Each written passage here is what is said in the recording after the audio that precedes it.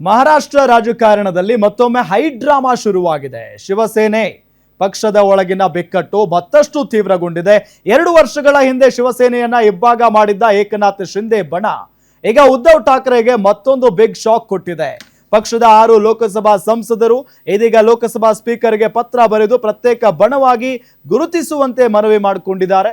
Shiv Sena UBT ಪಕ್ಷದ ಒಟ್ಟು 9 ಲೋಕಸಭಾ ಸದಸ್ಯರ ಪೈಕಿ 6 ಮಂದಿ ಈ ಪತ್ರಕ್ಕೆ ಸಹಿ ಹಾಕಿದ್ದಾರೆ.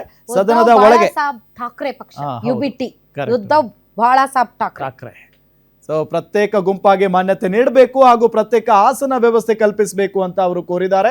ಇದೇ 6 ಸಂಸದರು ಪಕ್ಷದ ಸಂಸದೀಯ ಸಭೆಗೆ ಗೈರಾಗಿದ್ರು. ಸಂಜಯ್ ಜಾಧವ್, ಬಹುಸಾಹೇಬ್ ವಾಕ್ಬೋರೆ ಜೊತೆಗೆ ಓರಾಂಜೆ ನಿಂಬಾಳ್ಕರ್, ಸಂಜಯ್ ದೀನಾ ಪಾಟೀಲ್, ಸಂಜಯ್ ದೇಶ್ಮುಖ್ ಹಾಗೂ ನಾಗೇಶ್ ಪಾಟೀಲ್ ಅಶ್ರೀಕರ್ ಈ ಬೆಳವಣಿಗೆಯ ಕೇಂದ್ರ ಬಿಂದುವಾಗಿದ್ದಾರೆ. ಈ ಸಂಸದರು ಜೂನ್ 22ರಂದು ಮಹಾರಾಷ್ಟ್ರ ಉಪಮುಖ್ಯಮಂತ್ರಿ ಏಕನಾಥ್ ಶಿಂದೆ ನೇತೃತ್ವದ ಶಿವಸೇನೆ ಬಣಕ್ಕೆ ಸೇರುವ ಸಾಧ್ಯತೆ ಇದೆ. ಇವೆಲ್ಲ ಬೆಳವಣಿಗೆಯಿಂದ ಲೋಕಸಭೆಯಲ್ಲಿ ಎನ್ಡಿಎ ಬಲ ಹೆಚ್ಚಾಗಲಿದೆ.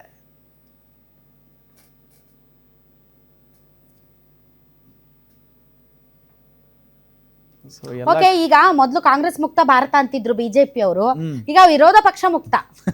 ಅದೇ ಯಾವ್ದೇ ರಾಜ್ಯ ಇರ್ಲಿ ವಿರೋಧ ಪಕ್ಷ ಮುಕ್ತ ಮತ್ತು ರಾಜ್ಯಸಭೆಯಲ್ಲಿ ತಮ್ಮ ಸ್ಥಾನಗಳನ್ನ ಹೆಚ್ಚು ಮಾಡಿಕೊಳ್ಳೋದು ಮತ್ತು ತಾವು ಏನು ಬದಿಗಿಟ್ಟಿರುವಂತಹ ಕೆಲವೊಂದು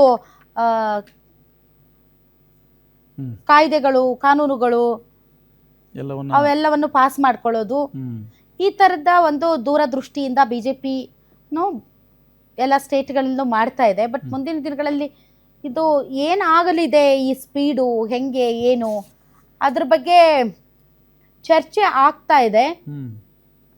ಒಂದ್ ಕಡೆ ವಿರೋಧ ಪಕ್ಷಗಳು ಒಟ್ಟಾಗುತ್ತಿವೆ, ವಿರೋಧ ಪಕ್ಷಗಳು ಒಂದಾಗುತ್ತಿವೆ, ರಾಹುಲ್ ಗಾಂಧಿ ನೇತೃತ್ವದಲ್ಲಿ ಅದಾಗುತ್ತೆ ಇದಾಗುತ್ತೆ ಅಂತ ಹೇಳ್ತಿದ್ದಾರೆ.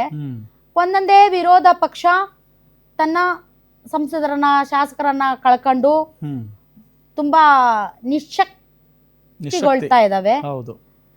ಇನ್ನು ವಿರೋಧ ಪಕ್ಷ ಮುಕ್ತ ಭಾರತ ಆಗ್ಬಿಡುತ್ತಾ? ಅದು ಪ್ರಜಾಪ್ರಭುತ್ವ ವ್ಯವಸ್ಥೆಗೆ ಒಳ್ಳೇದಲ್ಲ. ಪ್ರಜಾಪ್ರಭುತ್ವ ವ್ಯವಸ್ಥೆಯಲ್ಲಿ ಒಂದು ವಿರೋಧ ಪಕ್ಷ ಇರಬೇಕು. ಇಲ್ಲದೆ ಇದ್ರೆ ಒಂದು ಪಕ್ಷದ ಸರ್ವಾಧಿಕಾರ ಆಗುತ್ತೆ. ಅದು ಎಲ್ಲೇ ಆಗಿರ್ಬೋದು. ಈಗ ನಮ್ಮ ಕರ್ನಾಟಕದಲ್ಲಿ ಬಿಜೆಪಿ ಇರಬೇಕು ಆತರ. ಸೊ ನೋಡೋಣ ಇದು ಮುಂದೆ ಎಲ್ಲಿಗೆ ಏನ್ ತಗೊಂಡು ಹೋಗ್ತವೆ ಅಂತ. ಈಗ ಒಂದು ಬ್ರೇಕ್ ತಗೊಳ್ಳೋಣ.